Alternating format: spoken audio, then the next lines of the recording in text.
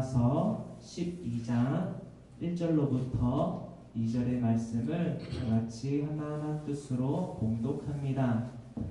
그러므로 형제들아, 내가 하나님의 모든 자비하심으로 너희를 권하노니 너희 몸을 하나님이 기뻐하시는 거룩한 산 제물로 드리라. 이는 너희가 드릴 영적 예배니라. 너희는 이 세대를 본받지 말고 오직 마음을 새롭게 함으로 변화를 받아 하나님의 선하시고 기뻐하시고 온전하신 뜻이 무엇인지 분별하도록 하라. 아멘. 로마서 12장 1절로부터 2절의 말씀, 사도 중 그 바울 선생이 우리에게 성령님의 인도하심과 진리의 그 뜻을 따라 전한 로마서 12장 1절로부터 2절의 말씀을 가지고 오늘은 삶이라는 제목으로 하나님의 그 진리의 말씀을 나누고자 합니다. 여기 앞에 있는 황모세라는 사람의 인생은 이 땅 가운데의 삶은 유한합니다. 그 유한한 삶 가운데에서 30여 년 정도를 살아왔습니다. 우리 필요한 교회, 이 시대에 꼭 필요한 교회 공동체 가운데에 황모세보다 더욱더 많이 인생을 경험하시고 살아오신 분들이 많은 것을 압니다. 또 더러는 이 황모세라는 사람보다 그 인생의 연수가 적은 분들도 더러 있는 것을 알고 있습니다. 우리가 여태까지 살아왔던 삶은 어떠하였고 또한 어떠한 것을 깨달아서 앞으로의 삶을 진행해 나아갈 것인지, 우리가 이 세상의 기준이 아니라 이 말씀 가운데에, 즉 빛 대신 구원자 대신 왕 대신 우리 하나님의 아들 독생자 예수 그리스도로 말미암아 우리에게 더하여진 그 말씀을 통하여서 어떻게 살아가야 되는지, 우리의 삶을 어떻게 살아가야 되는지 알아보고자 합니다. 자, 우리 첫 번째 질문 바로 이것입니다. 우리 스스로 우리가 갖고 있는 것 중에 참 우리를 공격하는 것이 있지요. 그것이 뭔가요? 한 가지 단어입니다. 바로 여러 가지가 있지만 그 중에서 저는 이게 바로 우리를 가장 찔리게 만드는 것이라고 합니다. 양심, 우리의 양심에게 이 문구를, 이 슬로건을 물어보며 또한 부끄러움이 있다면 그 부끄러움에서 좀 해방될 수 있는 오늘의 이 시간 되기를 간절히 소망합니다. 우리 한번 이 주제를 외쳐보기를 원합니다. 시작! 교회에서 다르고 밖에서는 또 다르고 점점점이라고 했는데, 점점점의 의미가 참 많습니다. 점점점의 의미가 무엇일까요? 참 부끄러운 겁니다. 여기 앞에 있는 황모세라는 사람도 이런 부끄러움에서 자유로운 사람은 아닙니다. 커밍아웃을 하는 약간 뉘앙스인데 이렇게 다르다는 거예요. 저와 여러분들이 이 시대에 꼭 필요한 교회 공동체에 필요한 교회의 성도님들인데, 그리고 그 성도님들과 함께 하나님의 그 진리의 말씀을 쫓아 나아가는 황모세라는 담임 이 교육자인데, 이렇게 살아가지 못하고 있기 때문에 그 부끄러움이 있다라는 거예요. 어떻게 교회에서는 참 상냥합니다. 참 스마트해요. 참 밝아요. 근데 밖에서는 전혀 정반대의 그런 삶을 살아가고 있지 않은가라는 것에서 찔리게 된다라는 겁니다. 우리가 이것들을 깨닫기 원해요. 우리의 양심으로 비추어 봤을 때 내 모습이 좀 부끄러움이 있다면 이것들을 가장 먼저 깨닫기를 원합니다. 부끄러움에서 끝나는 것이 아니라 이런 깨달음이 있기를 원해요. 자, 우리가 한번 이것들을 너무나도 간절히 깨닫기를 원한다는 그런 심정으로 우리가 이렇게 외쳐보기를 원합니다. 시작! 우리가 어디에 있든지 우리의 삶은 하나님께서 지켜보십니다. 맞습니다. 호람데오 정신이라는 것이 있죠. 우리가 그 은밀한 곳에서 우리를 감찰하시는 주님을 안다면 항상 주님 앞에서 아벨의 삶과 같이 항상 예배자의 삶으로 거듭나야 된다는 거예요. 무슨 삶으로? 예배자의 삶으로. 그렇습니다. 하나님이 원하시는 삶, 바로 거룩한 예배자의 삶임을 우리가 깨닫고자 합니다. 오늘 본문 말씀 로마서 12장 1절의 말씀이지요.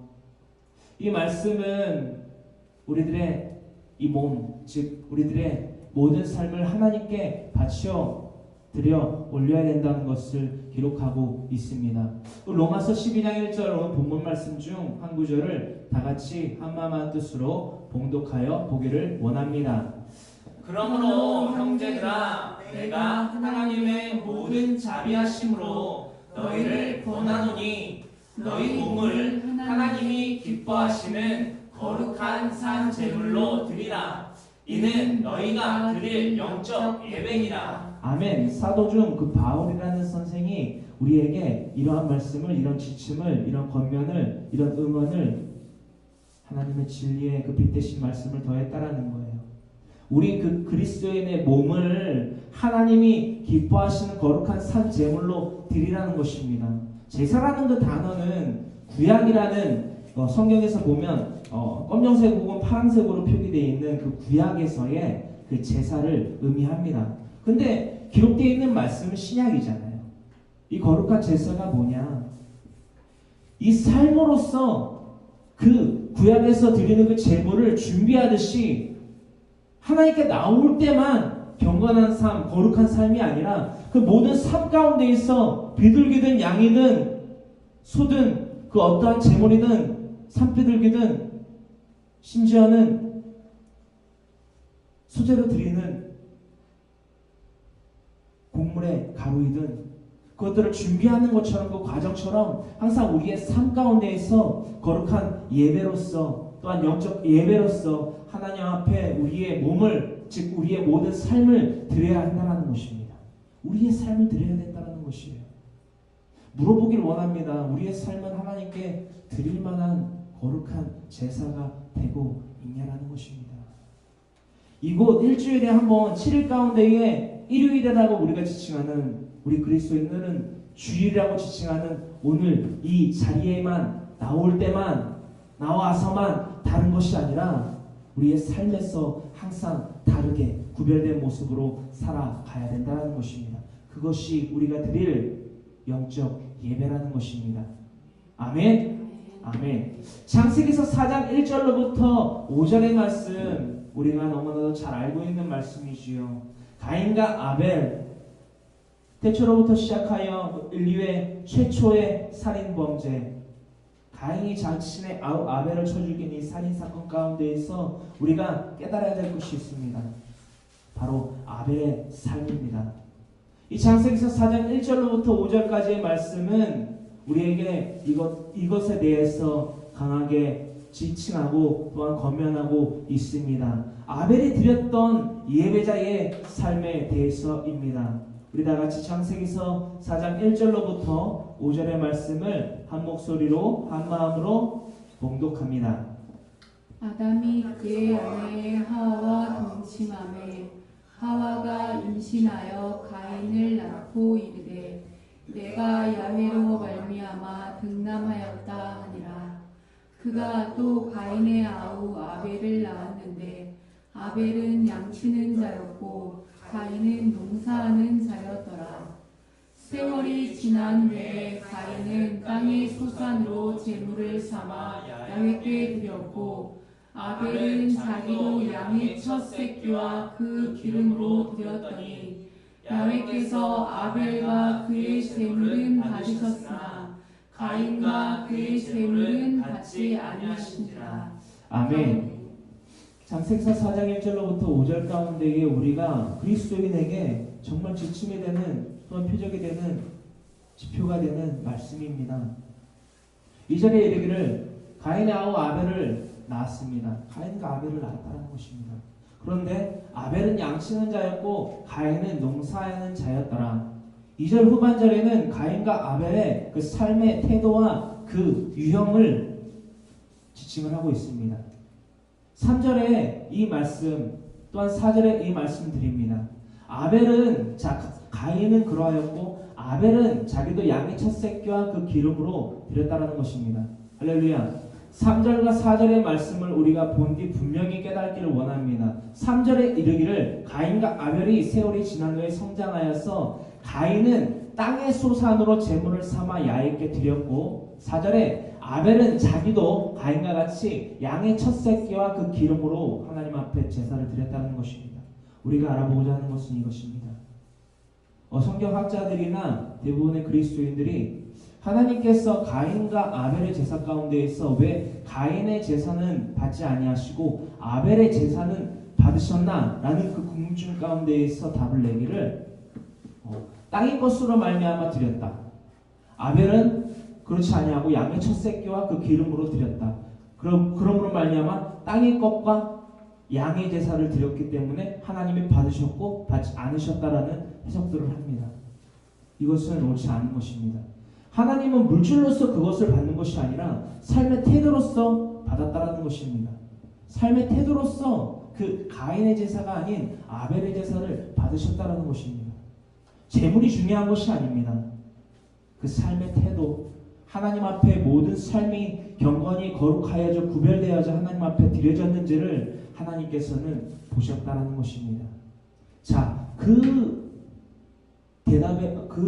답에 대한 증명은 5절에 나타내고 있습니다.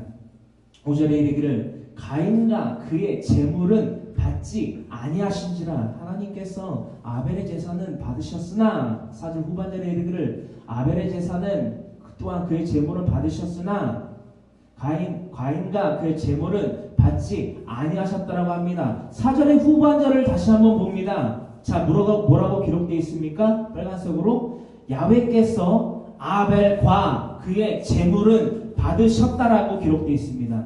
주의 깊게 보시기 바랍니다. 야훼께서 아벨과 그의 제물을 받으셨다는 겁니다. 제물과 아벨을 받으신 것이 아니라 아벨과 그의 제물을 받으셨다는 것입니다. 이는 곧 어떻게 해석되느냐? 아벨의 삶을 받으셨다는 것입니다. 우리의 몸을 하나님께 드릴 거룩한 산 제사로 드려야 된다는 것입니다.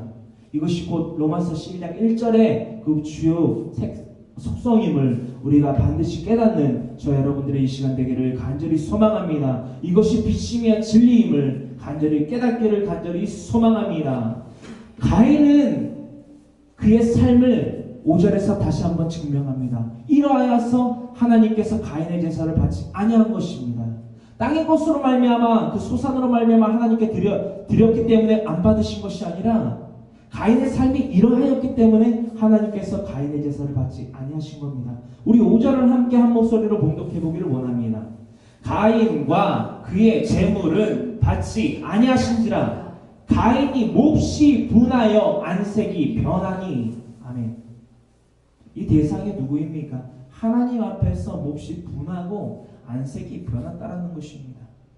자신의 삶을 드리려 했더니 하나님께서 받으시지 않으시고 더군다나 자신의 삶이 그러하니 자신의 제사의 제물도 받지 아니하시는 하나님을 분함의 대상으로 또한 원망의 대상으로 바꿔버렸다는 것입니다. 이것이 가인의 삶의 태도였다는 것입니다. 우리의 삶은 어떻게 하나님 앞에 드려주고 있습니까? 우리의 기도를 들어주지 아니하신다고 하였어 하나님의 존재에 대한 것을 그 의미를 퇴색하거나 의심하고 있지는 않습니까? 우리의 기도는 어떠한지, 우리의 삶에서 말씀을 대하는 태도는 어떠한지, 그로 말미암아 우리의 삶은 어떻게 드려주고 있는지 간절히 곰곰이 생각해보며 우리의 마음을 두드려보는 이 시간 되기를 소망합니다. 아멘. 우리 이러한 질문 내 스스로에게 해보기를 원합니다. 우리 다같이 이것을 우리의 마음에 던져보는 이 시간 되기를 원합니다. 시작. 우리는 무엇에 익숙한 삶을 살아가고 있나요? 그렇습니다. 우리 그리스도인에게 있어서 우리에게 익숙해야 될 것은 그 삶의 방식은, 방법은, 목적은 무엇인지 분명히 깨닫는 이 시간 되기를 원합니다. 우리의 삶은 유한하지만 그 유한한 삶을 그리스도인의 삶으로서 바꿔야만 합니다. 변화받아야만 합니다. 아멘. 창세기서 25장 23절과 27절의 말씀은 가인과 아벨과 더불어 야곱과 에서의 삶을 그려내고 있습니다. 창세기서 25장 23절과 27절 이 두 구절의 말씀을 함께 한 목소리로 봉독하여 보기를 원합니다. 야훼께서 그에게 이르시되 두 국민이 내 태중에 있구나. 두 민족이 내 복중에서부터 나누이리라. 이 족속이 저 족속보다 강하겠고 큰 자가 어린 자를 섬기리라 하셨더라. 그 아이들이 장성함에 에서는 익숙한 사냥꾼이었으므로 들 사람이 되고 야곱은 조용한 사람이었으므로 장막에 거주하니. 아멘. 창세기서 25장 23절로부터 27절 그 가운데에 23절과 27절은 야곱과 에서의 삶을 그려내고 있습니다. 야훼께서 말씀하십니다. 이 족속이 저 족속보다 강하겠고 이 민족을 뜻하고 또한 큰 자가 어린 자를 섬기리라 하셨더라.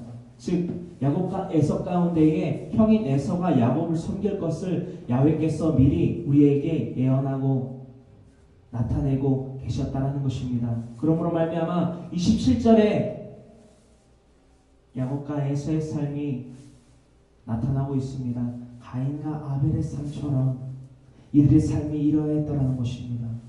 우리가 27절을 살펴볼 때에 우리의 삶은 야곱과 같은지 혹은 에사와 같지는 않은지 살펴보기를 원합니다. 우리 27절의 말씀을 다 같이 한번 다시 봉독하여 보기를 원합니다. 그 아이들이 장성함에 에서는 익숙한 사냥꾼이었으므로 들 사람이 되고 야곱은 조용한 사람이었으므로 장막에 거주하니. 아멘. 그 아이들 즉 야곱과 에서 즉 야곱은 작은 자였으며 에서는 큰 자 즉 에서는 형이었으며 야곱은 동생이었다라는 것입니다. 그런데 이들의 삶이 이렇게 바뀝니다. 그 아이들이 장성했습니다. 가인과 아벨과 같이 장성했습니다. 성장한 이후에 에서는 무엇인가 익숙한 사람이었다라는 것입니다. 그래서 사냥꾼이 되었는데 이 에서가 거하는 곳은 어디였다? 들이었다는 것입니다. 땅이었다는 것입니다. 또 한 명의 그 캐릭터에 대해서 인물에 대해서 이렇게 기록하고 있습니다. 야곱은 조용한 사람이었으므로 장막에 거주하였다라고 합니다.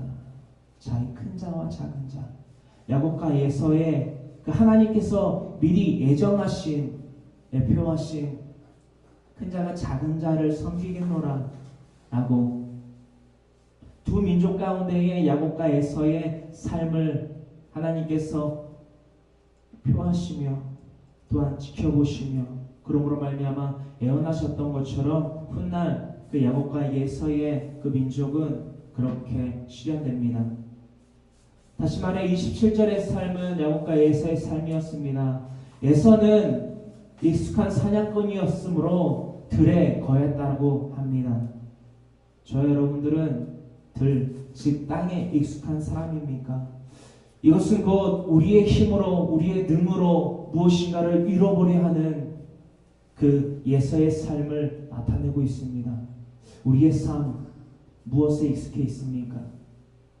우리의 힘으로 우리의 능으로 우리의 방식대로 삶을 살아가려 하지는 않습니까? 혹은 야곱과 같이 장막에 거주하는 즉 하나님에게 나아가기 위하여 하나님과 같이 경건한 자가 되기 위하여 또한 예수님과 같이 거룩한 자가 되기 위하여 말씀과 기도 가운데 거하는 것에 익숙한 자이십니까? 지금 이 시간 내 마음 가운데에 이 질문을 던져보시길 바랍니다.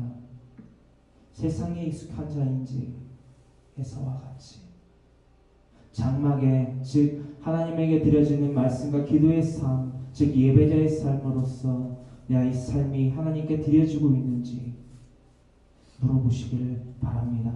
우리가 익숙하여져야 될 그 삶은 바로 장막에 거주하는 참된 그리스도인의 삶, 하나님께 의지하며 하나님께 거룩한 제사를 드리는 그 삶임을 잊지 아니하는 저와 여러분들의 이 시간 되기를 간절히 소망합니다. 아멘. 다시 한번 우리 이러한 질문들을 가져보기를 원합니다. 자, 다시 한번 우리가 이렇게 한 목소리로 이 궁금증을 외쳐보기를 원합니다. 시작.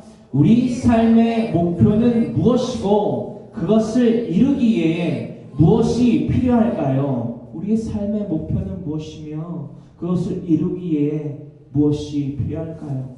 할렐루야. 사랑하는 필요한 교회 성도 여러분, 우리의 삶의 목표는 무엇입니까?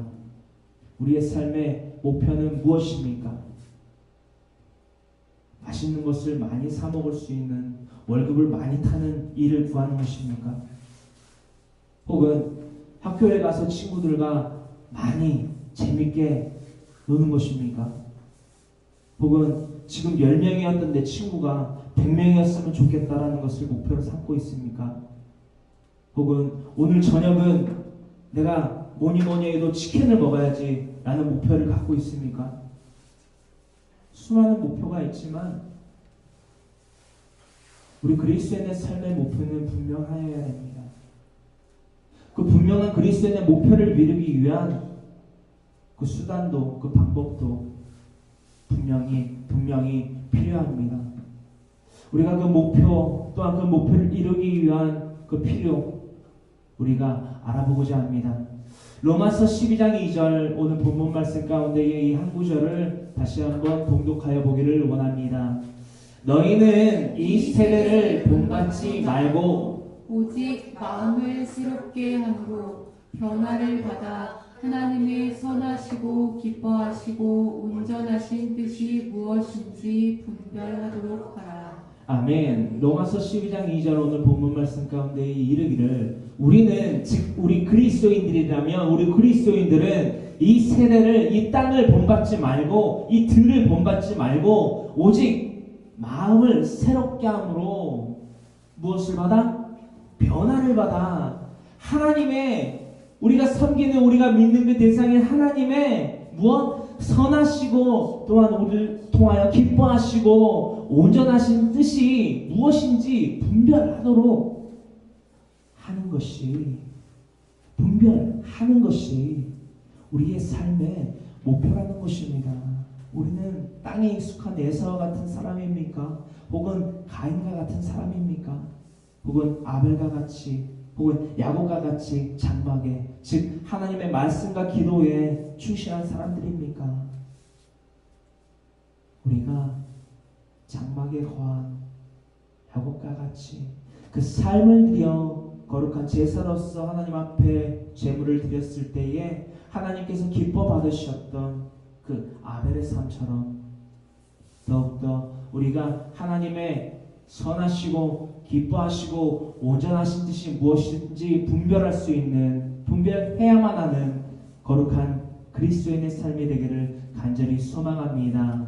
아멘. 누가복음 12장 29절로부터 31절까지의 말씀은 우리 그리스도인들이 하나님께 구하고 바라는 우선순위에 대해서 기록하고 있습니다. 그리스도인들이라고 이 땅의 것을 취하지 아니할 수는 없지 않습니까? 하나님께서 우리에게 더하신 달란트와 소명과 사명이 있는데 이 땅 가운데 어디까지나 유한하지만 거하여 있는데 아무것도 안 하고 있을 수는 없지 않습니까? 그리고 분명히 해야만 합니다. 그것에 대해서 누가복음 12장 29절로부터 31절까지 분명히 하고 구해야 되지만 그 우선순위에 대해서 그리스도인의 우선순위에 대해서 나타내고 있다라는 것입니다. 우리 누가복음 12장 29절로부터 31절까지의 말씀을 함께 봉독합니다. 너희는 무엇을 먹을까 무엇을 마실까 하여 구하지 말며 근심하지도 말라. 이 모든 것은 세상 백성들이 구하는 것이라. 너희 아버지께서는 이런 것이 너희에게 있어야 할 것을 아시느니라. 다만 너희는 그의 나라를 구하라. 그리하면 이런 것들을 너희에게 더하시리라. 아멘. 아멘. 이 누가복음 12장 29절부터 31절까지의 말씀 우리 그리스도인에게 있어서 분명한 구함의 우선순위가 있어야 된다는 것입니다. 우리가 잠깐 짚고 넘어가자면 잘 들어보세요. 성경은 그 66권 가운데에 구약 39권, 신약 27권, 합이 토탈 66권 가운데에서 다 배열을 해서 연구를 통해서 알아낸 것입니다. 우리가 사랑하여야 할 우선순위가 있어요. 사랑해야 될 대상의 우선순위. 자, 잘 보세요. 첫 번째는 누굴까요? 첫 번째는 그렇죠. 우리 경배의 대상인 하나님을 가장 먼저 사랑해야 되고 십계명에 의거하여서도 하나님을 가장 먼저 사랑해야 되고 그럼 두 번째는 무엇일까요? 두 번째는 누굴까요? 예수님은 하나님, 예수님 그리고 성령님은 성삼위일체로서 우리의 목표되는 말씀 가운데서 드러나 있듯이 아버지와 아들과 성령의 이름 즉 성삼위일체의 한 분이시기 때문에 세 분이시지만 한 분이시기 때문에 한 존재이시기 때문에 한 분으로서 하나님으로서 토탈하는 거고 하나님 그 다음에 두 번째는 누굴까요? 그렇죠. 나. 하나님께서 자신의 형상을 따라 지음받은 나를 가장 사랑해야 되고 그럼 세 번째는 누굴까요? 나와 한 몸을 이룬 배우자. 그렇다면 네 번째는 자녀. 그럼 다섯 번째는 부모.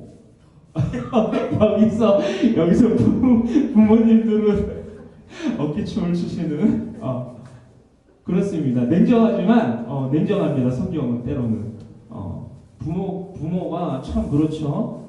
나는 부모인데 정말 애석하게도 그렇습니다. 부모는 오순입니다. 그러면 여섯 번째는 누구일까요? 형제자매, 즉 내 이웃을 지칭하고 있습니다. 이런 우선순위 우리가 꼭 알아둬야만 합니다. 우리가 왜냐? 성경에 의거한 리스트이기 때문에 우리가 가끔 헷갈리고 그 우선순위를 잘 정하지 못할 때에 분배하지 못할 때에 이 리스트들을 잘 참고하여 두시면 황모세라는 우리 담임 교육자가 그 얘기를 했지 그렇게 해야겠다. 하나님의 종이고 하나님의 진리의 말씀을 토대로 나한테 전했다고 했으니까 그대로 살아야겠다. 이것이 그리스도인입니다. 아멘? 아멘. 그래서 우리가 다시 본문으로 넘어갔을 때에 이런 것들을 우리에게 더하신다라고 합니다. 기록되어 있는 말씀 가운데 우리가 깨달을 수 있는 것이 무엇입니까? 세상의 것, 이 세상의 사람들이 구하는 것, 너희에게도 필요하다는 것입니다. 내가 너희를 돌보기 때문에 너희를 보호하기 때문에 너희는 필요 없다. 라고는 기록 안 되어 있습니다. 분명히 필요로 합니다. 우리도 사람이기 때문에. 허나 그 말씀을 조금 더 면밀히 연구하여 보며 더욱더 나눔이 되는 이 시간 되기를 원합니다. 29절에 이르기를 우리 그리스도인 너희 그리스도인 필요한 교회 공동체 이 시대에 꼭 필요한 교회 공동체인 우리 필요한 교회 우리 성도들은 무엇을 먹을까 무엇을 마실까 하여 구하지 말며 근심하지도 말라는 것입니다. 왜냐? 이건 무슨 얘기야? 분명히 이 땅 가운데 거하여 있을 때 그것들을 소산을 삼아서 하나님 앞에 드려야 되는데 뭘 구하지 말고 뭘 염려하지 말고 근심하지 말래. 이게 무슨 말이야? 말이 다른데? 아닙니다. 후반절에 이런 말씀들이 기록되어 있지요. 30절에 이르기를 이 모든 것은 세상 백성들이 구하는 것이라 맞구만 이라고 얘기할 수 있습니다. 한국 사람들은 참 급합니다. 끝까지 읽어보질 않습니다. 자, 읽어보겠습니다. 너희 아버지께서는 이런 것이 너희에게 있어야 할 것을 아시느니라. 아멘. 아멘. 하나님께서 이 모든 우리의 필요를 아신다라는 겁니다. 모르지 아니하신다는 거예요. 방관하지 아니하신다는 거예요. 자, 그럼 이건 무슨 말이냐? 우리는 철저히 지존자나 자존자의 삶을 살아가면 안 된다는 것을 기록하고 있다는 것입니다. 다시 말해서 우리가 힘이 셉니다. 다른 사람보다 힘이 셉니다. 다른 사람보다 능력이 많습니다. 다른 사람보다 복을 많이 받아서 여러 가지 일들을 막 할 수 있어요. 업무 추진 능력이, 업무를 보는 능력이 탁월해요. 시험을 보면 다 100점을 맞아요. 친구들을 사귀면 나랑 노는 친구들은 항상 잘 돼요. 그렇게 살아가는 데에 익숙해져 있기 때문에 하나님을 볼 시간이 없어요. 이것들에 대해서 얘기를 하고 있는 것입니다. 하나님께서 우리의 모든 필요를 아신다라는 것이에요. 자, 다시 말해 우리가 우리의 삶을 살아가는 자존자의 삶이 아니라 하나님께 모든 것을 의지하고 31절에 이루고 있는, 다시 나눠볼 테이지만 31절에 나타내고 있는 이것을 구하는 데에 힘쓰는 삶을 살아가야 된다는 것입니다. 하나님께서 우리의 모든 필요를 아십니다. 근심을 하십니다. 염려를 아십니다. 하나님께서 다 알고 계신다는 것이에요. 이것을 믿는다면 분명한 구함의, 그리스도인의 구함의 우선순위가 정하여져 있다는 거예요. 우리가 사랑해야 될 우선순위가 분명히 정하여 있듯이. 자, 31절에 그 필요와 그 이유를 나타내고 있습니다. 31절을 다 같이 한 목소리로 봉독하여 보기를 원합니다. 다만 너희는 그의 나라를 구하라. 그리하면 이런 것들을 너희에게 더하시리라. 아멘. 아멘. 우리의 필요를 모두 다 아신다고 하십니다. 그리고 그것들을 담당하여 주신다라고 31절 후반절에 이런 것들을 너희에게 더하신다라고 기록되고 있다는 것입니다. 허나 31절에 이르기를 다만 너희는, 우리 그리스도인들은, 우리 피한교회 성도 모두는 그의, 즉 하나님의 나라를 구하라는 것입니다. 천국, 하늘 소망, 영주할 처소, 영생, 죄에서 의인으로, 죽음에서 생명으로, 저주에서 축복으로 바뀜받을 수 있는 그 유일한 통로인 예수 그리스도를 통하여 하나님을 아는 것, 또한 하나님을 섬기는 것에 우리가 집중하여야만 한다라는 것입니다. 아멘. 이것이 우리 그리스도인의 삶의 목표이며 우리가 구할 것에 대한, 우리 그리스도인이 구하는 우선순위, 그 분명한 리스트임을 우리가 잊지 아니하는 저와 여러분들이 되기를 간절히 소망합니다. 디모데전서 4장 4절로부터 5절은 바로 거룩함에 대해서 우리에게 일러주고 있습니다. 사랑하는 성도 여러분, 거룩함에 대해서 어떻게 정의하고 계십니까? 거룩함, 혹은 거룩이라는 단어에 대해서 어떻게 정의를 하고 계시냐는 겁니다. 거룩 써져 있습니다. 거룩은 구별됨을 뜻합니다. 이 구별됨은 무엇으로부터냐? 세상과 구별되어 있다는 것입니다. 우리 그리스도인은 세상의 사람과 다릅니다. 이 세상에 속하여는 있지만 이 세상의 사람들의 삶과 그 행동과 그 목표와 목적과는 정반대의 삶을 살아갈 수밖에 없어야 한다는 것입니다. 자, 디모데전서 4장 4절로부터 5절은 바울이 자신의 아들이라 인치었던 디모데에게 전하는 그 말씀입니다. 그 교회의 모든 성도들 가운데에 미혹하는 영으로 통하여 자신을, 디모데를 유혹하는, 또한 기만하는 자들에 대해서 이렇게 권면하며 또한 그 말씀 가운데에 바로 서라며 디모데에게 이 말씀을 전하여 줬습니다. 그 말씀 가운데에 디모데전서 4장 4절로부터 5절의 말씀, 바로 우리 그리스도인의 거룩, 즉 구별됨의 삶에 대해서 이렇게 기록하고 있습니다. 다 같이 한 목소리로 디모데전서 4장 4절로부터 5절의 말씀을 봉독하여 봅니다. 하나님께서 지으신 모든 것이 선함에 감사함으로 받으면 버릴 것이 없나니 하나님의 말씀과 기도로 거룩하여 지니라.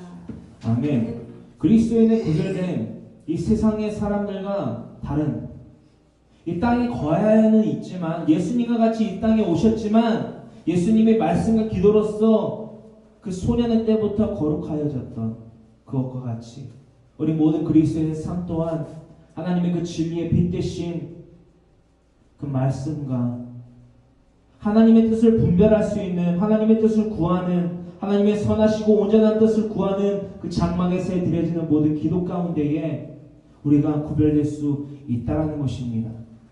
5절에 이르기를 하나님의 말씀과 기도로 거룩하여진다라고 했습니다. 사랑하는 성도 여러분, 우리는 날마다 하나님의 그 말씀과 그 진리의 그 말씀과 하나님 아버지 앞에 구하는 그 모든 기도 가운데에 익숙하여져 있습니까? 또한 그것들을 진리로 믿고 따르고 있습니까? 행여나 들에 익숙한 자처럼 땅에 익숙한 자처럼 나의 힘에 의지하여서 나의 생각에 의지하여서 살아가고 있지는 않습니까? 우리의 삶은 변화되어야 됩니다.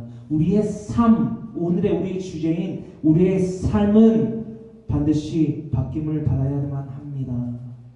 왜 아직까지 죄의 멍에를 쥐고 있던 그 땅에 익숙한 자가 우리의 닉네임이 되어야 됩니까?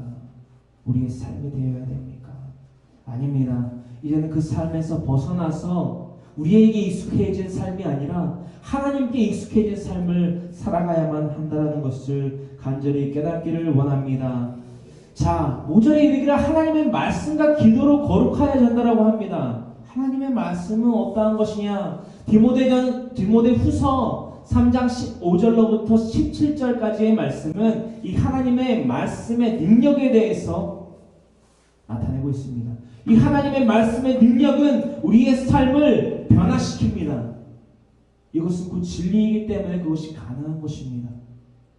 하나님의 말씀이 나의 삶 가운데의 주인이 되시고 하나님의 말씀이 나의 삶의 지침이 되시고 하나님의 말씀이 나의 삶의 목표가 되면 이런 변화가 있다라는 것입니다. 자, 우리 디모데후서 3장 15절로부터 17절까지의 말씀을 다 같이 봉독하기를 원합니다. 또 어려서부터 성경을 알았나니 성경은 능히 너로 하여금 그리스도 예수 안에 있는 믿음으로 말미암아 구원에 이르는 지혜가 있게 하느니라. 모든 성경은 하나님의 감동으로 된 것으로 교훈과 책망과 바르게 함과 의로 교육하기에 유익하니 이는 하나님의 사람으로 온전하게 하며 모든 선한 일을 행할 능력을 갖추게 하려 함이라. 아멘.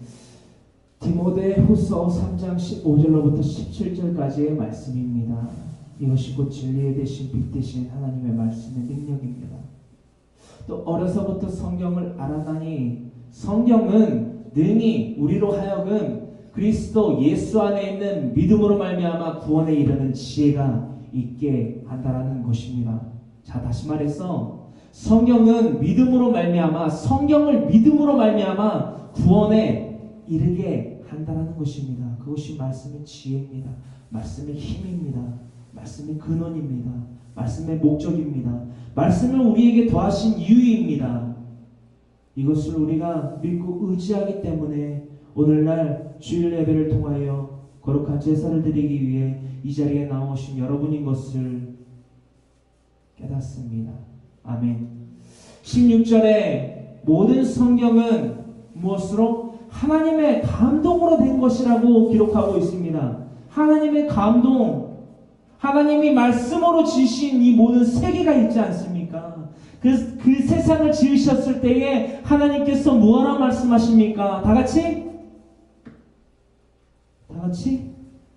무엇이라? 자, 보시기에 좋았더라. 하나님이 보시기에 좋았더라 말씀하셨다는 것입니다.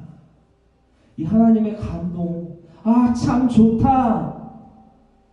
아, 참 좋다. 지존자이신 우리의 주인 되신 왕 되신 하나님께서 감동하시며 우리에게 더하신 이 말씀의 능력은 이렇게 나타납니다. 교훈과 책망과 바르게 함과 의로 교육하기에 유익하다라고 합니다. 사랑하는 성도 여러분, 우리 필요한 교회 성도 여러분들 가운데 있어 부모님들이 상당히 많습니다. 그렇죠? 저는 아직 부모가 되지 않았지만 저는 제 자녀를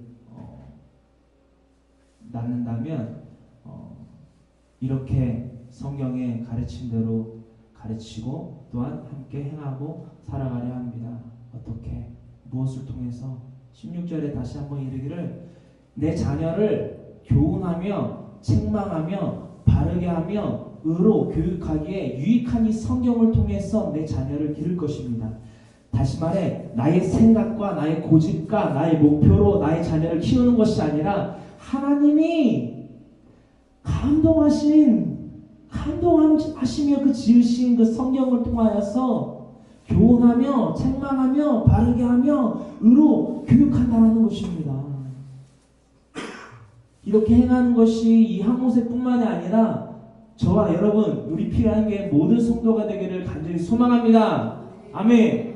17절에 이렇게 또한 이루고 있습니다. 이 이유는 하나님의 사람으로 온전하게 하며 모든 선한 일을 행할 능력을 갖추게 하려 합니다.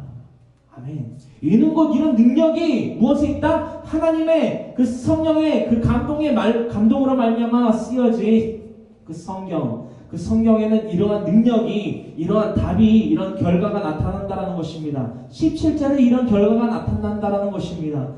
하나님의 사람,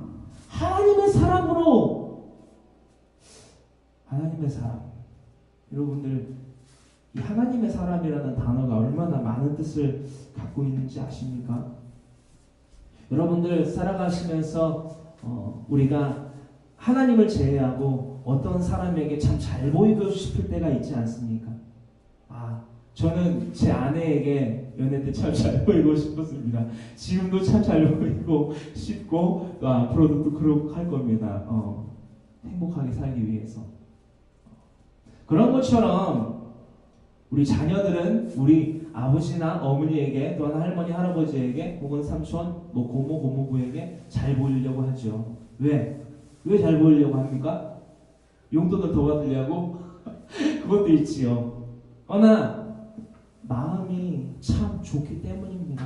내가 사랑을 받았을 때에, 내가 아낌을 받았을 때에 내가 사랑받을 존재라는 것을 내가 감성적으로 깨달았을 때에 참 좋다라는 것입니다. 하나님이 이 세상을 지으시고 이 말씀을 우리에게 더하셨을 때 감동하셨던 것처럼 우리도 그러한 감성이 있다라는 것입니다. 하나님의 사람으로가 바로 이러한 뜻을 갖고 있다라는 것입니다. 하나님의 사람이 된다라는 것입니다. 하나님의 사람. 우리의 근심과 걱정과 염려와 필요, 우리가 학용품이 무엇이 필요하고, 우리가 좋은 차가 필요하고, 우리가 좋은 집이 필요하고, 우리가 좋은 친구, 좋은 사람, 좋은 환경이 필요하든 그 모든 것을 아시는 하나님께서 자신의 사람인 우리를 얼마나 챙기시냐는 겁니다. 그것들을 우리가 바라보며 우리가 믿고 의지할 때에 참 기쁘지 아니할 수 없는 이 말씀임을 깨닫습니다. 자, 다시 말해 하나님의 사람으로 온전하게 한다라는 것입니다. 이 하나님의 성경은 하나님의 사람으로 온전하게 하는 능력을 가졌습니다. 또한 그에서 그치지 아니하고 모든 선한 일을 행할 능력을 갖추게 한다라는 것입니다. 선한 일, 그리스도인으로서 선한 일, 고와 가부와 객을 도우며 모든 민족을 제자 삼는 하나님의 예수님이 우리에게 더하신 그 볼지어다 그 명령, 볼지어다 하나님의 그 성령의 사역의 현장 가운데 있어 일어나는 그 모든 기적과 이사와 표적과 행하심을 보게 된다는 것입니다. 아멘.